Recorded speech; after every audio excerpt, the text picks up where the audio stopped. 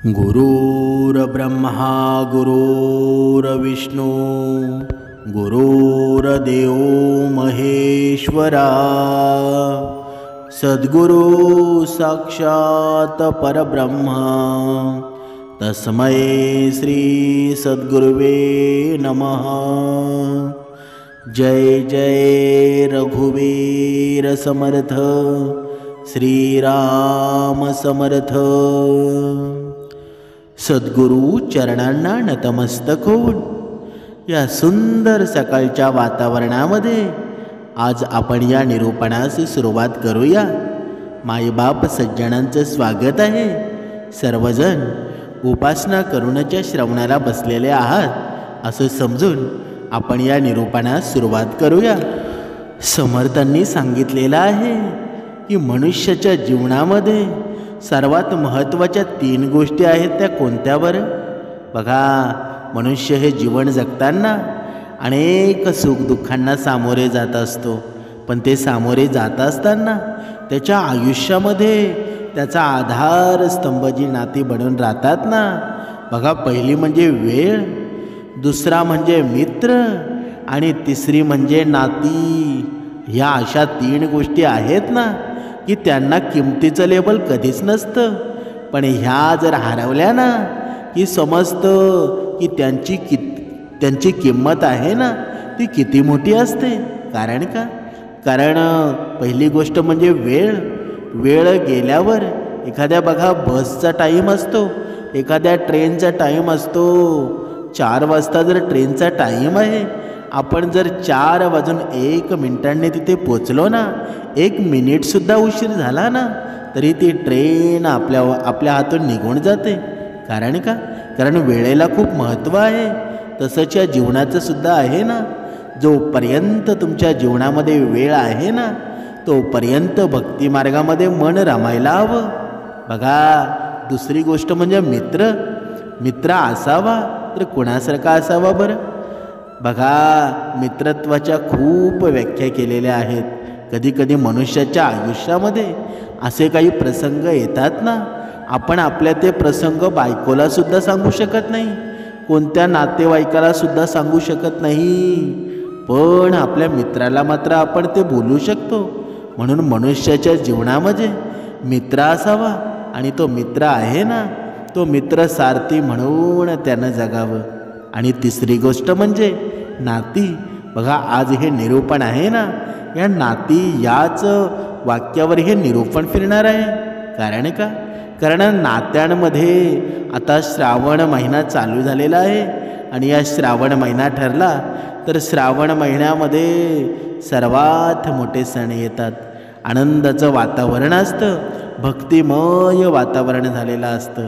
या निसर्गानं हिरवीगार चादर पांघरलेली असते आणि या अशा जीवनामध्ये या माणसाचं मन आहे ना एवढं सुंदर होऊन जातं ना। कारण का?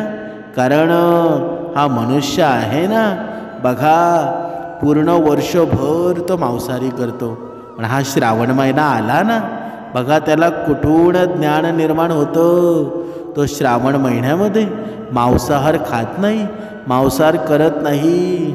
बघा, जेमतेम 1 महिना तरी तो भगवंत होतो। म्हणून समर्थांनी सांगितलेलं आहे, ठीक आहे, तू हळूहळू प्रयत्न कर आणि एकदाच तुझ्या जीवनामधून हे मांसाहारी आहे ना, तू ते डायरेक्ट सोडून दे। बघा, आपण पाहत होतो जेव्हा माणसाची नाती तुटतात ना, बघा, भरपूर छोटे छोटे प्रसंग येतात ना, तेव्हा मित्र परिवार उपयोगी पडत असतो। पण जेव्हा खूप मोठा प्रसंग निर्माण होतो ना, आयुष्य कोलमडलं जातं, तेव्हा आपल्या स्वतःच्या नात्यांशिवाय आपल्याजवळ कोणीच राहत नाही। म्हणून ही नाती आहेत ना खूप महत्त्वाची आहेत। आणि हा श्रावण महिना बोलला ना की श्रावण महिन्यामध्ये येतं रक्षाबंधन, आणि हे रक्षाबंधन आहे ना, भावा बहिणीचं हे नातं आहे। बघा, ज्यावेळी मोठं संकट येतं ना त्यावेळी आपल्याला बहिणीची आठवण आल्याशिवाय राहत नाही। खूप मोठा आधारस्तंभ आपला बहीण असते, आणि बहिणीला सुद्धा आधारस्तंभ आहे ना तो भाऊच असतो ना। म्हणून बहीण भावाच्या राखी बांधते आणि मग रक्षाबंधन साजरं करते. मग ती राखी बांधल्यानंतर बघा त्या भावा बहिणीमध्ये प्रेम निर्माण होतं की कोणतंही संकट आलं ना तरी भावाने बहिणीची सुरक्षा केली पाहिजे, रक्षा केली पाहिजे. पण आज जर या कलियुगाचा जर विचार केला, आज या कलियुगामध्ये भाऊ बहिणीचं हे नातं पाहिलं ना तर ते खरं आहे असं वाटतं का? कारण भाऊ बहिणीमध्ये तिरस्कार निर्माण झाला आहे. भाऊ बहीण आहेत ना एकमेकांशी बोलतसुद्धा नाही. त्याचं कारण काय आहे?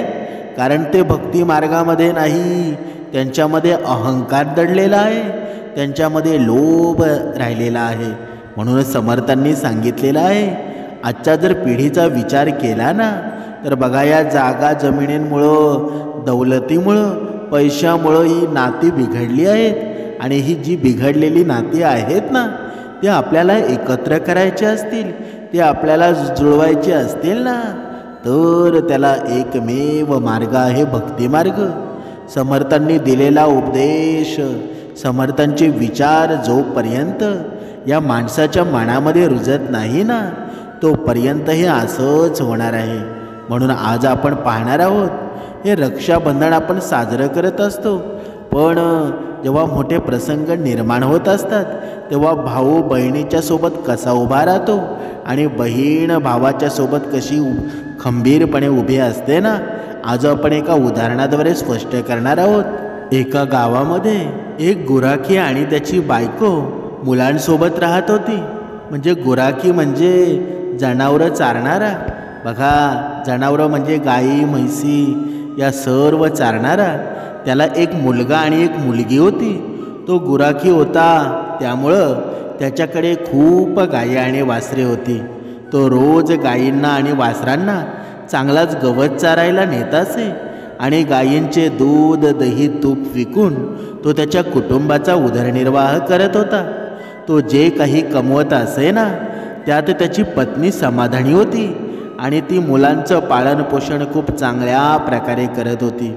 एके दिवशी गुराख्याची पत्नी खूप आजारी पडते आणि याच आजारपणामध्ये तिचा मृत्यू होतो. आता दोन्ही मुलांची जबाबदारी होती ना ती गुराख्यावर आली होती. असं म्हणतात की वडील आणि आईचे हे मुलांचे 2 पाय आणि 2 हात सर्व काही असतात. त्यापैकी एक जरी गेला ना तरी मुलं एक प्रकारे अपंगच होत असतात. बायको अशी मध्येच सोडून गेल्यामुळं त्या गुराख्यालाही खूप त्रास होत होता आणि त्याला गायी चरायला जायचं असायचं. त्यामुळं त्याला त्याच्या मुलांसाठी अन्नसुद्धा शिजवायला येत नसे. मुलं अजून लहान होती. मुलगी 10 वर्षाची होती आणि मुलगा 8 वर्षाचा होता. असाच वेळ निघून चालला होता. मुलांचं जेवणाचं खूप हाल होतात आणि मुलांची काळजी घेण्यासाठी कोणाची तरी गरज आहे असं म्हणून गुराख्यानं पुन्हा लग्न केलं. आता गुराख्याची दुसरी बायको घरी आली होती, परंतु तिला गुराख्याची मुळं अजिबात आवडत नव्हती. गुराखीसुद्धा त्याच्या दुसऱ्या पत्नीच्या प्रेमामध्ये पूर्णपणे आंधळा झाला होता. आता गुराखी दुसऱ्या बायकोचं सगळं ऐकत असे. हळूहळू वेळ पुढे सरकत होता. मुलं मोठी झाली आणि गुराख्याचा मुलगा आता 12 वर्षाचा झाला होता. परंतु गुराख्याचा तो मुलगा होता ना त्याच्या दुसऱ्या आईला अजिबात आवडत नसे. एकदा गुराख्याची पत्नी नवऱ्याला म्हणाली, तुम्ही रोज गाई वासरे चारायला नेता, परंतु आता तुमचा मुलगा मोठा झाला आहे, त्यामुळं आतापासून तुम्ही त्याला गाई वासरे चारायला पाठवा. गुराख्याला सुद्धा बायकोचं म्हणणं लगेच पटून येतं आणि मग त्याने लगेचच त्याच्या मुलाला बोलावलं आणि म्हणाला, माझ्या प्रिय, मला आता तू मोठा झाला आहेस, त्यामुळं उद्यापासून आपली गाई वासरे आहेत ना चरायला तू घेऊन जात जा. मुलगासुद्धा ठीक आहे बाबा असं म्हणाला. आता मुलगा रोज सकाळी गाई वासरं चरायला जंगलामध्ये घेऊन जात असे. तो सकाळी गाई चरायला नेत असे आणि संध्याकाळी परत येत असे. बघा इथे सर्वांच्या लक्षात असू द्या, आपण एका भाऊ बहिणीचं नातं आहे ना ते कशा प्रकारे असावं आणि किती सुंदर प्रेम असावं ना हे पाहत आहोत. बघा त्या दरम्यान त्या गुराख्याची मुलगी ही मोठी झाली होती आणि घरातील सर्व कामे ती स्वतःच्या हाताने करायची. जेवण बनवायची आणि जेवण सर्वांना द्यायची. गुराख्याची मुलगी भगवान भोळेनाथांची मोठी भक्तसुद्धा होती. ती रोज भगवान भोळेनाथांची पूजा करायची आणि भोळेनाथांचा भोग चढवायची. अशा प्रकारे त्यांचे दिवस व्यतीत होत होते. भाऊ गाई वासरे चरायला नेत असे आणि मुलगी घरातली कामे करून महादेवाची पूजा अर्चना करायची. दोन्ही भावंडाचे एकमेकांवर खूप प्रेम होतं. ते एकमेकांशी बोलायचे की आपल्या वडिलांना काय झालं आहे माहीत नाही. ते आपल्याकडे अजिबात लक्ष देत नाही. जेव्हापासून आपल्या आईचं निधन झालं आहे ना, तेव्हापासून आपल्याला असं दुःखाचे दिवस आले आहेत. तेव्हा बहीण भावाला समजावते, तू अजिबात काळजी करू नकोस, तुला मोठी बहीण आहे. भोळेनाथ आपले हे दुःखाचे दिवस आहेत ना, ते लवकरच संपवतील असे म्हणत ती भावाचे सांत्वन करत असते. तेव्हा भाऊ म्हणतो, ताई मला आपल्या आईची खूप आठवण येते. आज आपली आई इथे असते ना, तर तिने आपल्याला खूप प्रेमाने जेवू घातलं असतं. आपल्याला असे दुःखाचे दिवस पाहावे लागले नसते. आईची आठवण काढून दोन्ही भावंडे रडू लागतात. असे दिवस जात होते. एके दिवशी मुलगा जंगलामध्ये गायी चरायला गेला असताना जंगलात त्या मुलाला सिंह दिसतो आणि मुलगा धावत जाऊन त्या झाडावर चढतो आणि सिंहाला म्हणाला, सिंह दादा तू मला खाणार आहेस का? तेव्हा सिंह म्हणाला, हो नक्कीच मी तुला खाणार आहे.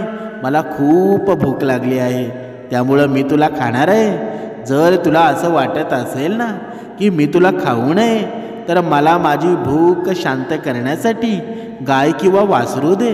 मुलगा म्हणाला, सिंहदादा मी माझ्या बहिणीचा एकमेव आधार आहे. मी जर तिला सोडून गेलो ना, तर माझी बहीण रडून रडून मरून जाईल. माझे वडील आणि सावत्र आई आम्हाला दोघांना खूप छळ करतात. माझ्यानंतर माझ्या बहिणीचे ते दोघेही खूप छळ करतील. तरीही जर तुम्हाला तुमची भूक शांत करायची असेल, तुम्हाला गाय किंवा वासरू खायचा असेल ना, तर यासाठी मला माझ्या आईवडिलांना विचारावं लागेल. तेव्हा सिंह म्हणाला, ठीक आहे, उद्या तू तुझ्या आईवडिलांना विचारून ये. मग तो मुलगा संध्याकाळी त्याच्या घरी जातो आणि त्याच्या वडिलांना म्हणाला, बाबा आज मला जंगलामध्ये सिंह भेटला. सारी कथा अजून संपली नव्हती तेव्हा त्याच्या वडिलांनी त्याच्या कानाखाली मारली. तो मुलगा रडायला लागला आणि रडत रडत म्हणाला, बाबा मला तुम्हाला काहीतरी सांगायचं आहे, ते ऐकून तर घ्या. कसं तरी मुलाने वडिलांना सर्व हकीकत सांगितली की काल मला जंगलामध्ये सिंह भेटला, तो मला खाणार आहे आणि जर माझे प्राण वाचवायचे असतील ना, तर आपल्याला त्या सिंहाला आपली गाय द्यावी लागेल. मुलाचं हे बोलणं त्याची सावत्र आईसुद्धा ऐकत होती. सावत्र आई म्हणाली, गाई वासरे कमी झालेली मला चालणार नाहीत. गाई वासरे खूप मौल्यवान आहेत. त्यांच्या दुधानेच आपलं घर चालत आहे आणि तुझ्याशिवाय आमचं काहीही बिघडणार नाही. त्यामुळं सिंहाने तुला खाल्लं ना, ते चांगलंच आहे. आई वडिलांचं हे बोलणं ऐकून त्या मुलाला खूप वाईट वाटलं. दुःखी मनाने तो त्यांच्या बहिणीकडे जातो. त्याच्या बहिणीने त्याला खायला अन्न दिलं आणि विचारलं, तू इतका दुःखी का आहेस? तेव्हा मुलाने त्याच्या बहिणीला सर्व हकीकत सांगितली. तेव्हा त्याची बहीण त्याला समजावू लागली की तू माझ्या आयुष्याचा आधार आहेस. दादा तुझ्याशिवाय जगण्याचा मी विचारसुद्धा करू शकत नाही. तुला काही झालं ना, तर मीही जिवंत राहणार नाही. म्हणून तू जंगलात जा आणि त्या सिंहाला वासरू खायला दे. गाय जिवंत राहिली तर दुसरं वासरू येईल. भाऊ म्हणाला, ठीक आहे. दुसऱ्या दिवशी तो पुन्हा जंगलात जातो आणि जंगलात सिंह त्याची वाट पाहतच होता.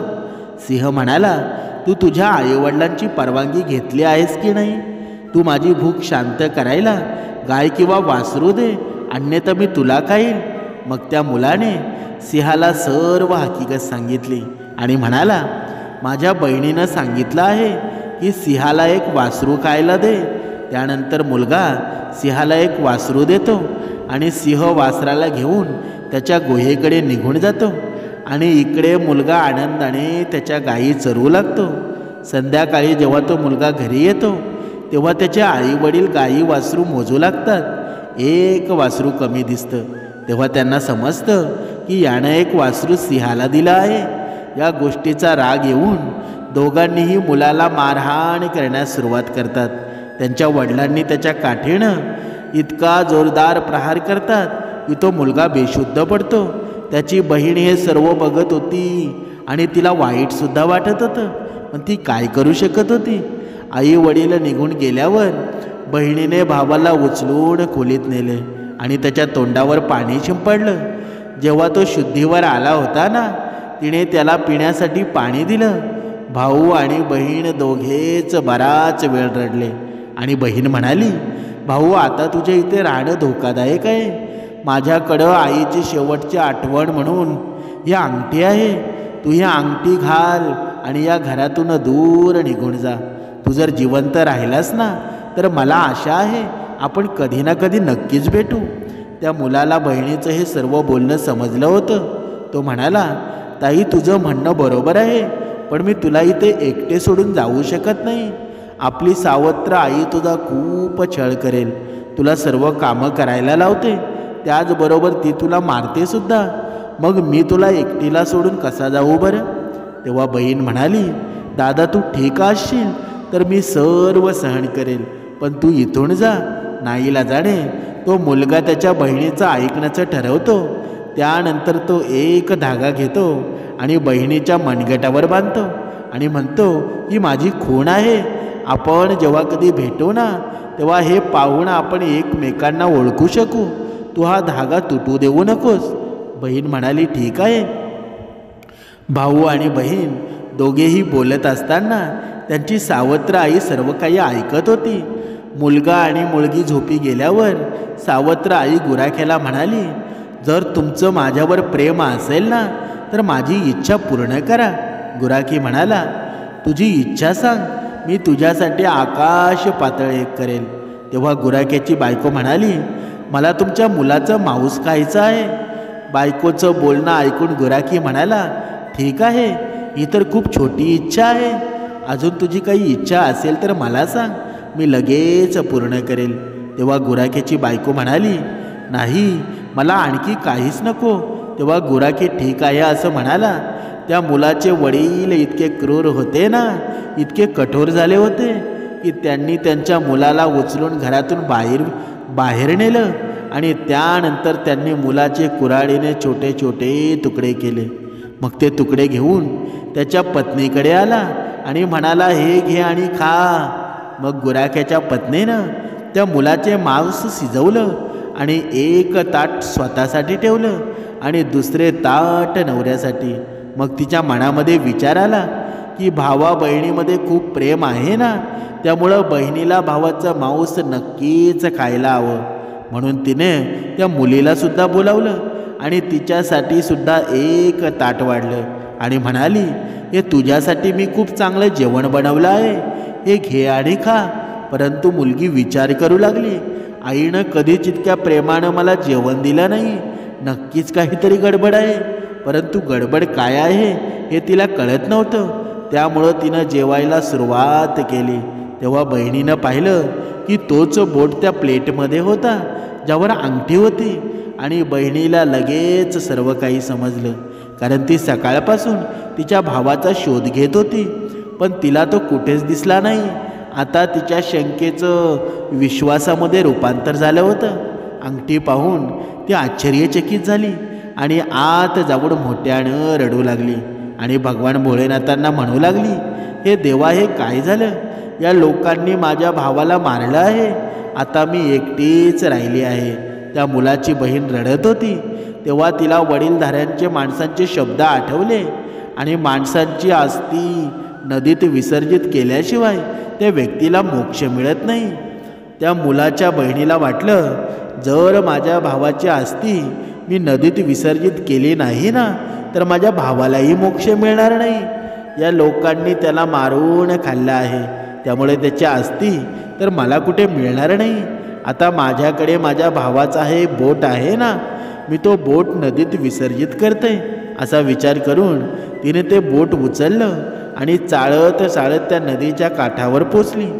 तिने ते बोट हातात घेतलं आणि जोर जोरामध्ये रडू लागली.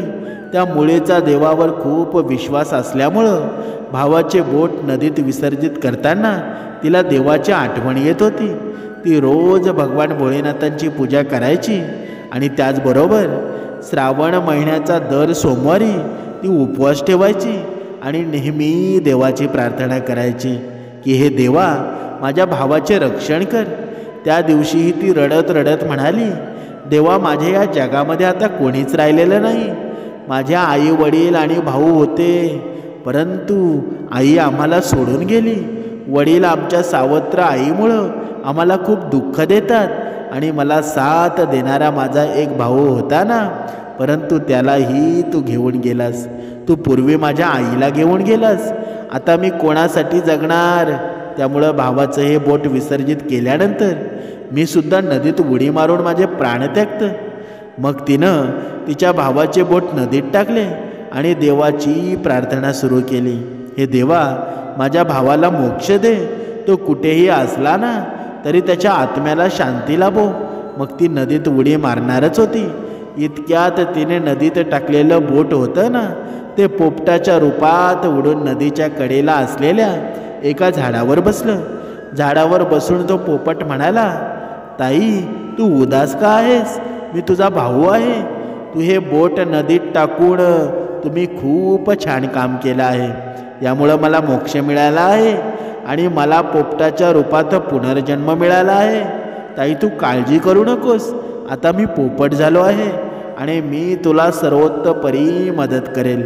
आपण दोघेही आपली सुख दुःख वाटून घेऊ. तिचा भाऊ तिला परत मिळाला आहे हे पाहून त्या मुलीला खूप आनंद झाला. ती विचार करू लागली की निदान माझा भाऊ कोणत्या ना कोणत्या रूपामध्ये माझ्या जवळ आला आहे. असा विचार करून ती आनंदित सुद्धा झाली. त्यानंतर बहीण घरी परतली.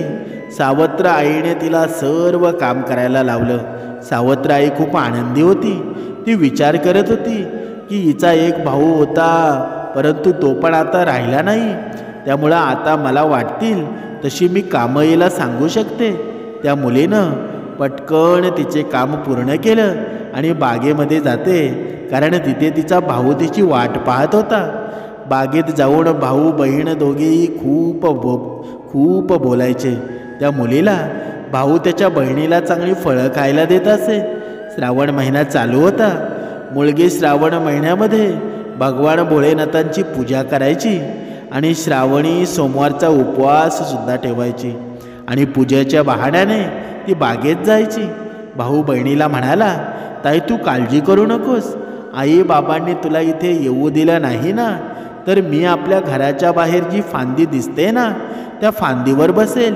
हे ऐकून बहिणीला खूप आनंद झाला आणि आता ती खूपच आनंदामध्ये राहू लागली होती, कारण आता तिचा भाऊ तिच्यासोबत होता. रक्षाबंधनाचा सण सुद्धा जवळ आला होता. त्यामुळं भावाला वाटलं की मी माझ्या बहिणीसाठी काहीतरी करावं. ती तिथे क्रूर लोकांसोबत राहते ना, त्यांनी माझ्यासोबत जे काही केलं आहे ना, ते माझ्या बहिणीशी करणार नाही. याबद्दल मग काहीच बोलू शकत नाही. मला त्यांच्याकडून सूड घ्यावा लागेल. तेव्हा त्यानं देवाची प्रार्थना केली, हे देवा, माझ्या बहिणीचं रक्षण कर. मग तो एका लोहराकडे गेला आणि पोपट लोहराला म्हणाला, वडिलांनी मला मारलं आहे, आईनं मला मारलं, बहीण खूप रडली आहे. मी हिरवा पोपट होऊन उडून गेलो. मग लोहार म्हणाला, काय म्हणतोस? मला काही समजलं नाही. मग तो पुन्हा तेच म्हणाला, वडिलांनी मला मारलं, आईनं मला मारलं, बहीण खूप रडली, मी हिरवा पोपट होऊन उडून गेलो. पोपट बोलत असल्याचं पाहून त्या लोहराला ते ऐकावंसं वाटलं. तो म्हणाला, तुला काय सांगायचं आहे ते उघडपणे सांग. मग पोपटानं लोहराला सगळा प्रकार सांगितला. पोपटाचं बोलणं ऐकून लोहार म्हणाला, तुझी ही कथा ऐकून मला खूपच वाईट वाटलं आहे. माझ्या डोळ्यातून पाणी येत आहे. तू सांग, तुला माझ्याकडून काय हवं आहे ते? तुला हवं असेल ना, तर तुझ्यासाठी मी माझा जीवही देऊ शकतो. तेव्हा पोपट म्हणाला, मला काहीच नको. माझ्यासाठी फक्त तलवारीपेक्षा तीक्ष्ण कट्यार बनव. लोहार म्हणाला, ठीक आहे. मग लोहाराने पोपटासाठी एक तलवारीपेक्षा तीक्ष्ण असणारी कट्यार बनवली आणि पोपट म्हणाला, ही कट्यार माझ्या पिसात लपव. लोहाराने पोपटाच्या पिसात ती कट्यार लपवली व त्यानंतर तो पोपट पुन्हा झाडावर आला. त्यानं त्याच्या बहिणीला पाहिलं, पण त्यानं तिला काही सांगितलं नाही. त्याची बहीण त्याला भेटली, त्याच्याशी बोलली आणि त्यांनी दोघांनी एकत्र जेवणसुद्धा केलं. मग ते घरी गेले. दुसऱ्या दिवशी पोपट सोनाराकडे गेला आणि सोनाराजवळ जाऊन पुन्हा तो तेच म्हणाला, वडिलांनी मारलं, आईनं मारलं. बहीण खूप रडली. मी हिरवा पोपटासारखा उडून गेलो. सोनार म्हणाला, काय बोलतोस? मला काही समजलं नाही. तो पुन्हा तेच बोलू लागला. सोनारालाही त्याला काही म्हणायचं आहे हे जाणून घ्यायचं होतं. सोनार पोपटाला म्हणाला, तू सरळ सरळ सांग, तुला काय म्हणायचं आहे? मग पोपटाने सर्व काही सोनाराला सांगितलं. हे ऐकून सोनारालाही खूप वाईट वाटलं. पोपटाबद्दल सोनाराला खूप सहानुभूती वाटली आणि सोनारही त्याचं बोलणं ऐकून रडू लागला. मग सोनार म्हणतो, मला सांग, मी तुला कशी मदत करू शकतो? पोपट म्हणाला, भाऊ, रक्षाबंधन येणार आहे. मला माझ्या बहिणीला सोन्याचे दागिने द्यायचे आहेत. तू माझ्या बहिणीसाठी दागिने बनव. सोनार म्हणाला, ठीक आहे, मी तुझ्या बहिणीसाठी सुंदर सुंदर दागिने बनवतो. मग सोनाराने बहिणीसाठी काही दागिने बनवले आणि पोपटाने त्याचे खूप आभार मानले आणि म्हणाला, भाऊ, हे दागिने तू माझ्या अंगावर घाल. मान सोनाराने ते दागिने त्या पोपटाच्या गळ्यात घातले. मग पोपट उडून त्याच झाडावर आला ज्यावर तो राहत होता. पोपटाने ते दागिने त्याच झाडाच्या एका कपारीमध्ये ठेवले. रक्षाबंधनाचा तो दिवस होता आणि तो सण आला होता आणि त्याची बहीण त्याला राखी बांधायला आली. भाऊ आणि बहीण दोघेही खूप खुश होते. पोपटाने सर्व दागिने बहिणीला दिले आणि दागिने मिळाल्यानं बहिणीला खूप आनंद झाला. बहिणीने विचारलं, दादा, तू हे दागिने कुठून आणलेस? पोपट म्हणाला, माझा एक मित्र आहे, त्यानं मला हे दागिने दिले आहेत. मग बहीण आनंदाने घरी जाते. त्या मुलीने दागिने घातले आहेत हे पाहून सावत्र आईला खूप राग आला आणि ती तिला मारहाण करू लागली. ती म्हणू लागली, सांग, तू हे दागिने कुठून चोरले आहेस? तेव्हा ती मुलगी म्हणाली, हे दागिने मी कुठूनही चोरलेले नाहीत. हे मला माझ्या पोपट भावाने दिले आहेत. त्याचा भाऊ पोपट झाला आहे. ही कहाणी ती मुलगी तिच्या सावत्र आईला सांगत नाही.